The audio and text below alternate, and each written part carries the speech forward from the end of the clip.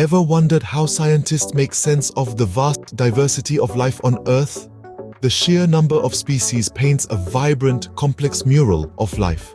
There are millions, perhaps billions of them, each unique and fascinating in its own right. But amidst this astounding diversity, there's a need for a system, a method to organize and understand them all. Enter biological classification, our protagonist in this story. Like a grand librarian of life, it organizes and categorizes life forms based on similarities and differences, from the smallest microorganism to the largest mammal. Imagine a vast, intricate pyramid, with each level representing a different degree of biological similarity. From broadest to narrowest, we have kingdom, phylum, class, order, family, genus, and species. So, biological classification acts as a universal language for scientists around the world to study and understand life in all its diverse forms. It's our key to unlocking the great puzzle of life. Or what if we told you that you, a rose, and a mushroom have something in common? Yes, you heard that right. The magic lies in the system of biological classification. It's like a massive family tree, tracing back to the dawn of life itself.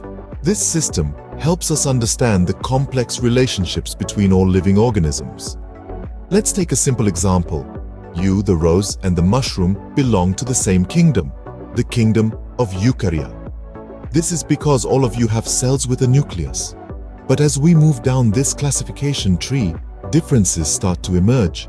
Humans are in the Animalia kingdom, roses in Plantae, and mushrooms in Fungi. These distinctions are based on various criteria like genetic similarities, physical characteristics, and evolutionary relationships. So next time you see a rose or a mushroom, remember, you're looking at distant relatives in the grand tree of life. Isn't it fascinating how we can trace our connections to all life forms through biological classification? So, what's the big deal about biological classification? You might wonder. Well, let's rewind and recap. Biological classification is our ingenious way of ordering the vast, complex puzzle of life into a comprehensible system.